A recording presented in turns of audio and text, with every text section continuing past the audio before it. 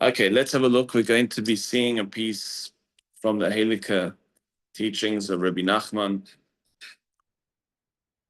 and his student Rabbi Nosson, a powerful piece that we see mentioned of Shabbos, the Halakha Shabbos. We know that Shabbos is the energy of return. Going to dedicate the shir in Ashley's father's name, whose name was Chaim Menachem Mendel ben Rafal David. Please God, his neshama should have an aliyah. So the Parasha tells us, Zachar es Yom Shabbos Lekadshei. You need to remember Shabbos and sanctify it. Now, why is this such a powerful and important directive? What is so transformative about this particular energy of Shabbos? How we're able to inculcate the teachings and the energy of Shabbos into our lives on a general basis. So listen to this teaching. Shabbos hu eitze gedola neged kol hisnagdus va'bilbulim sheyesh la'adam. Unbelievable. It says, if you are feeling confused, anxious, if you're feeling a sense where the whole world is against you, hisnagdus, you feel not necessarily the whole world's against you, but you feel like things are against you, Shabbos is the answer. It's the sacred key, as Clive likes to share with us. Hein mi'atzmai, hein me'acherim. Check this out. And this experience of feeling hisnagdus, which means you feel like things are against you, is not only extrinsic, it's intrinsic. It's not only that life presents barriers, life presents difficulties, God forbid, or stumbling blocks, but the person themselves, and more often than not, is the actual reason why they're experiencing a state of confusion and hisnagdus. They're feeling a state of dissonance in their life. Ki b'kol ha'tayvos va'bilbulim va'machshavos ro'es ha'cholfin va'ovrin alav. A person has all of these confusing ideas in their heads. They think about all of these different elements and they confuse themselves. And they have negative thinking that is associated. And it's this constant shifting and constant space of turmoil, God forbid, in their head. So much confusion, so much dimion, so much elements of thought that aren't attached to anything of substance. Tzarech lizkor b'Shabbos. You know what you need to do? You need to remember Shabbos. So Shabbos is not only an experience of once a week. Shabbos is an ideology, it's a methodology that is there to save us from confusion. What is the methodology here? So he says, Shul bechinas bitul el tachlis. What is Shabbos? What is the essence of Shabbos? You know, people say, what is Shabbos about? What's the classic answer? Okay, well, that's not the classic answer. That's also not the classic answer. Rest is the case. It's a time of rest. No more work. It's a time to spend with the family. Yeah, that's the classic two answers. No, it's a time of rest. Day of rest and a day to be with the family. Beautiful. Nice. Nothing wrong with resting a bit. Nothing wrong. Amazing to be able to spend time with family. He says no. He says that the essence of Shabbos, those are all side benefits. The essence of Shabbos is bitul el tachlis. It is the nullification to the source. What an interesting concept. A nullification of ourselves to the source. Now, why is this such a vital and fundamental ideology and methodology? Why? Well, what does this do? Let's see. Now,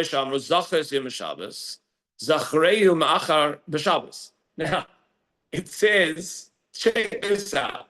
Most people read Zachar es Yom Shabbos, which we read in the Parasha, remember the Shabbos and sanctify it. They think, oh, that's when I make Kiddush on Shabbos. I remember the Shabbos. No, buddy. This is saying, remember the Shabbos every moment of your life. Remember the Shabbos. Remember what Shabbos represents. And what Shabbos represent? Shabbos is Sheves, returning. What is the returning? It is the nullification of every part of you that's trying to run away from the source.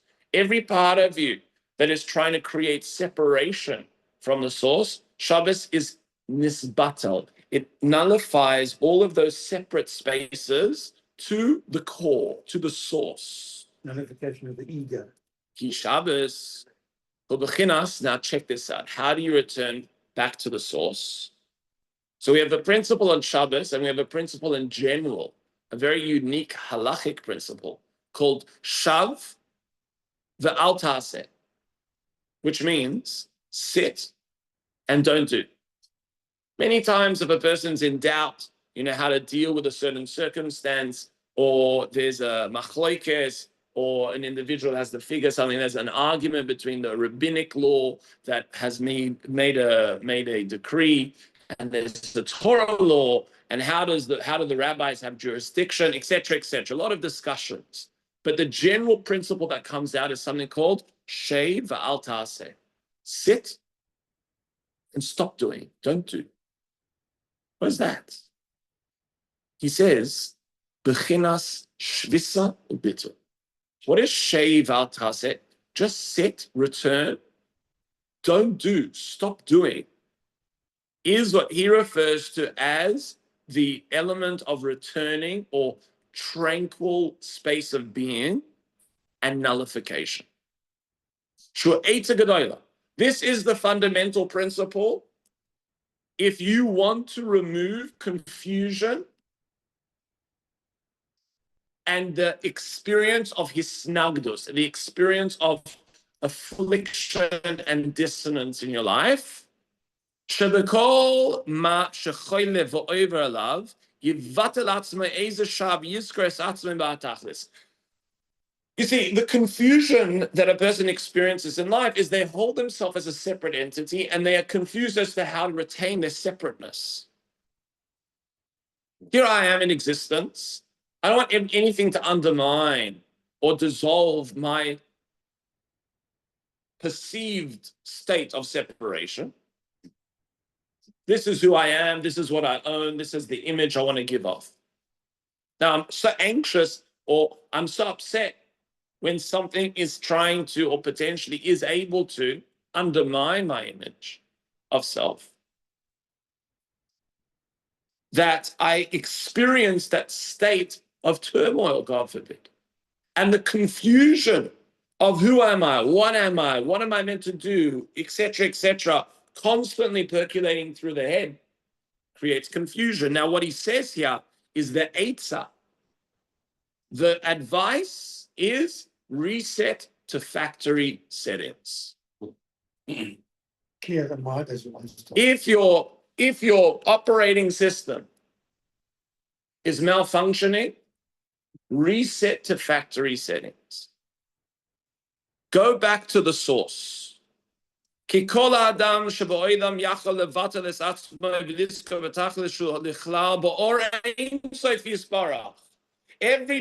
is able to understand that at their core, who are they? At their core, they're part of endlessness. At their core, there's no separateness.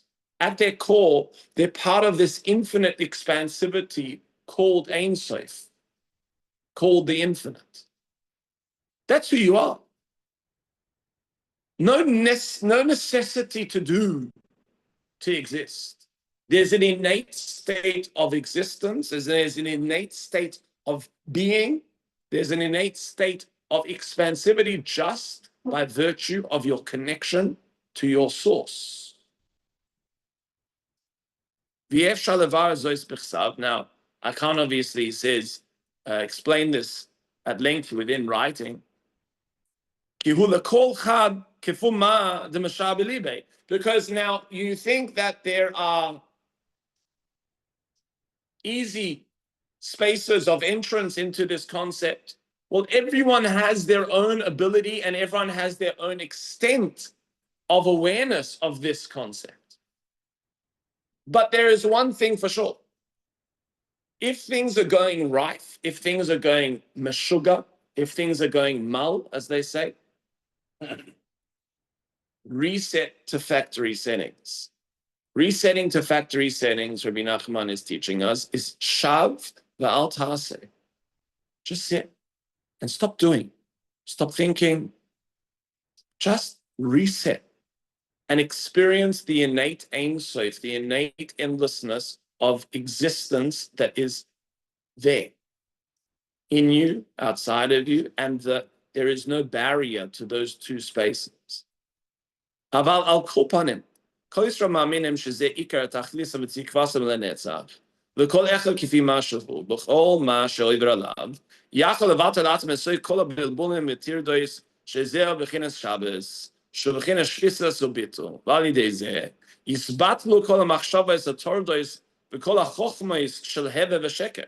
Because again, remember, all of these little aspects that create a sense or an experience of life called mufuzar or mufurad, where a person is experiencing dissonance and dichotomy, is coming because the person sees themselves as dissonant and dichotomous. ויזכה לעשות כל הסוקה בשביל התכלס, ובבחינת המוח ניזון תחילה, שהאכילסה וכל הסוקה בשביל התכלס, של המוח והחוכמה האמיתי. Now imagine, when you subsume all of your activity and everything that you do back to the source, then you have balance.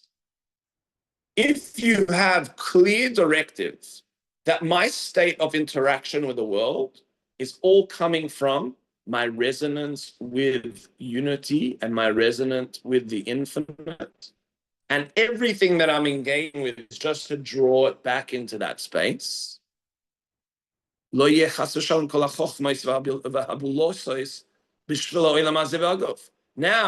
it's no longer a focal point on your separation.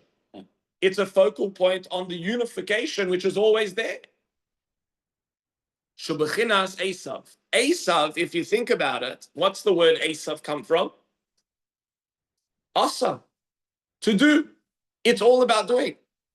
Esav, who is the arch enemy of the Jewish people, it's all about the material world. It's all about the externality. It's all about doing. Bechinas haguf nizon tchila. That is prioritizing the externalization of self. Judaism is the opposite. Judaism is about internalizing that the essence and the infinite nature of self, the implicit infinity that exists inside of you, is who you are.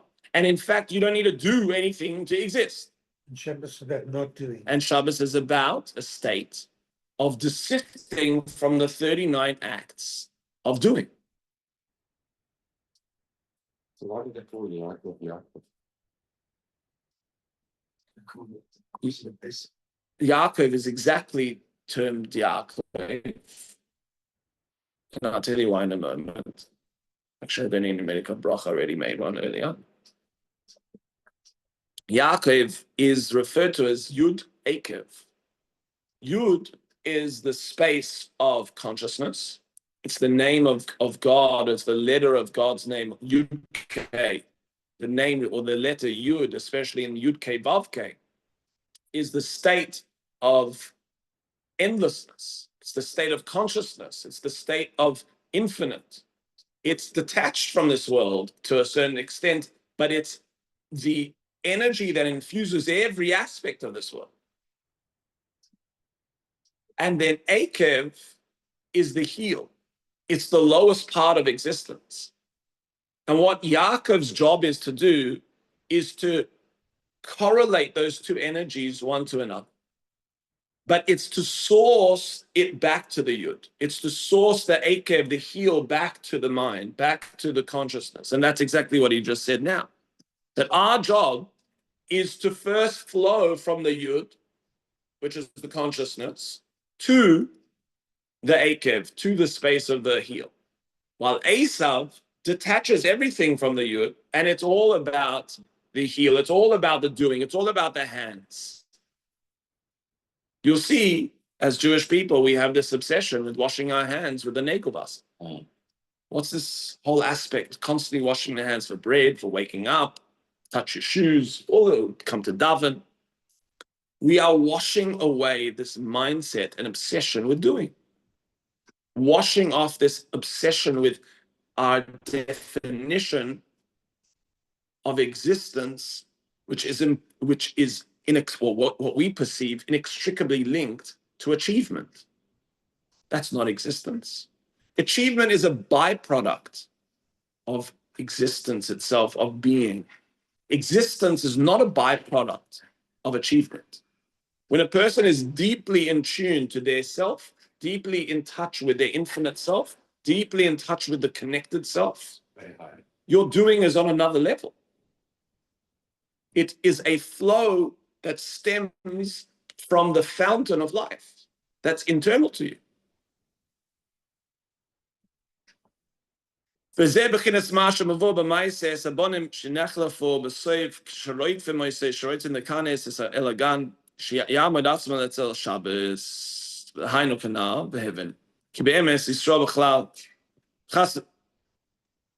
הם בבחינס קדוש לשבס, כמו שהם בברכס המבדל, בין ישראל לעמים, בין יום השביל לששת ימי המייסה. The Jewish people are referred to as Shabbos. You'll see this in Havdalah. When we separate, is that not clear enough? Is it not clear enough that we don't represent, and that is not our focus? Our focus is to tap back into source. Once you've tapped back into source, then all of your doing will be from a healthier level and a healthier space. It makes Havdalah a bit of a contradiction. Why? Because Havdalah is suggesting that we can't cope with internalizing Shabbos throughout the week. Whereas this thing is saying that we should be. What it's saying is that Shabbos, Havdalah, is not coming to tell us, Shabbos has ended now, guys. Go back to work. It's not saying that. Havdalah is not coming to separate between Shabbos and the weekday. To join. Havdalah is coming to join Shabbos to the weekday. The separation of Mavdil, Ben Kodesh L'chol, is being able to separate between the ideology of the essence ideology, the Jewish energy of Yaakov, and the non-Jewish or the national element of doing. That's what it's coming to separate. Why are we doing that? Okay, you want to go into all of the laws and intricacies of Havdalah, is not the time. But understandably, what we're seeing here is a fundamental point. Havdalah is not to separate Shabbos from the weekday, it's to connect it to the weekday. It's to connect that ideology of what we're seeing is Zochar Yom Shabbos, the Kadshei. Remember the Shabbos. When should you remember it? On Friday night? No. Remember it on Monday morning. We say it in the Psalms, Hayom Yom. Hayom Yom. Yeah. Sunday, but you say Bas Shabbos every time. Bas Shabbos. Yes. And you told us Shabbos starts on Wednesday night. Well, yeah, another concept, yeah. Ki Yisro mamshichin kedusha Shabbos l'sheish yimei achol, because as we see, Shabbos, the Yisrael takes Shabbos into the 6 days. Okay, kol achilas Yisrael kodesh. Ki Yisrael ein moichlem shul meichel miyad. Rak tzrichin lahamtin harbe koidim shoichlin. Unbelievable. Check this principle out. This will give you context for 20% of the mitzvahs that we have in Judaism. He says, you'll notice, the Jewish people never eat immediately. Before you have before the Kiddush at the shul, you have a 2-hour service. Before you eat at home Friday night, you've got to sing Shalom Aleichem, Eishas Chai, or bench the kids, then you have to go wash your hands, etc., etc. Before you have a coffee, you have to distinguish, did you make a bracha, did not make a bracha.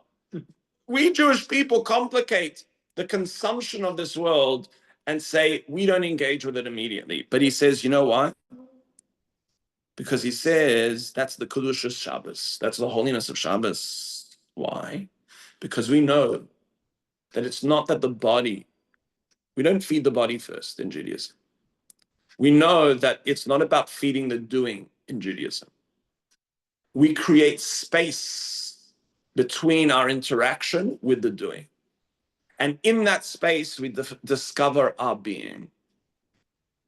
That's why we have all of these buffer zones to our interaction with the world. Every interaction with the world in Judaism has a buffer zone for one reason, and one reason only, is to give you an opportunity to reconnect to source before you re-engage with doing, because you can get swept up into the doing. Those buffer zones are your anchor point from which you are able to function in the realm of doing before you become deluded in thinking you are the doing. As he says, this is the aspect of your brain, of your energy force, of innate being getting sustained first. Give you an example, he says. You wake up in the morning. What's the first thing you want to do? You're weak. You've had a hard night. You didn't sleep well, Ivan. Your body hasn't eaten, what do they call it? Breakfast. Poor thing, you've been fasting the whole night. You need to break the fast. So you need to, I've been fasting all night in my bed. I feel so weak. I need to eat something. Give me a Danish. Give me a croissant. So you want to eat immediately? No. No, buddy. You need to first wash your hands. You need to then say all the brachas for the Torah and for the other blessings and And then you need to go to say korbanos and then the whole davening, the full Monty here. But he doesn't do that. 100% he does. Bresler will not touch. Bresler will not touch. Well, according to Rabbi Nachman, he will not even touch a coffee before davening. He didn't want, now don't get any ideas, please, here. We are not extremists. If you get to that level, eventually, in 50 years' time, we can discuss it. But there is a sensitivity of not eating something before davening. Reason for that is we don't sustain the body before we tap into the source, which is the source of being. Once, let me conclude. And he says, the holy ones and the ones filled with awe and consciousness, they wait even longer. That's where intermittent fasting has come into play. Yeah, they wait till midday. And they go and they learn. Look at us, learning after davening. Crazy. I've got to go eat breakfast. My porridge is awaiting me. My muesli with yogurt is awaiting. My scrambled eggs. I got to go. I'm sorry, I can't learn Torah. What do you want from me? They don't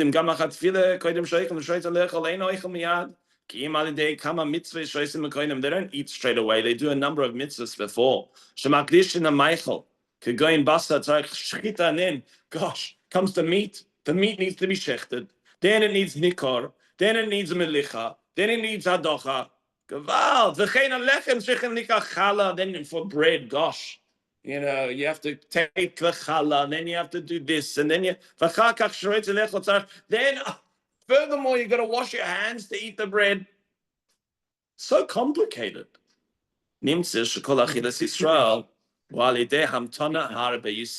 that all forms of sustenance of the doing self, the consuming self, the external self is all done with a lot of waiting. Fighting the enemy.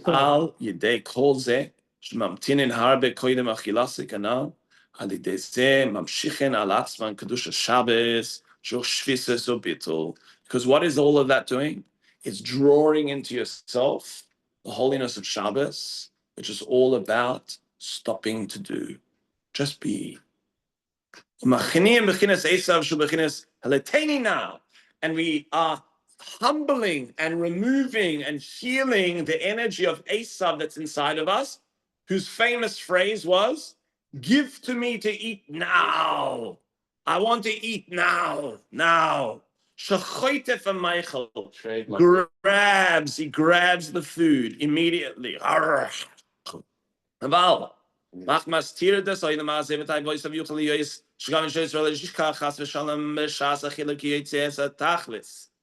But understand, all of this is coming because we are in a state of confusion. Why do we need to eat now? Gosh, I feel so confused in myself. This is the only clarity I have. I have to consume this burger. Immediate, it's like an experience of Shabbos in the burger. So, no, you stop. Create space, understand you're confused, but you have the ability of returning back to your source. You have the ability of returning back to factory settings. Okay. Tzrichen lizar lizka b'chol pa'am es Shabbos. Dan sheb'soich toike vatir de shaloi namazeh. Ki k'sheba lechol ki yotzi yivatel es atmei es shah sheb'schinas Shabbos az yizke sham noich nizo in tchila v'yunichnayim kol isnagdus v'soinim. So this is a training ground for all of our experience of life. This is why in every interaction, be it the davening, be it the learning, be it all the blessings, be it all the laws that surround our experience of life, it is all there to create a buffer. The buffer is there to integrate the energy of Shabbos, of Sheves, of returning, that you are able to tap back into source, that from there you now function in a healthy way. So please God should be with Brocha, and we should all experience the holy Shabbos. Which is outstanding.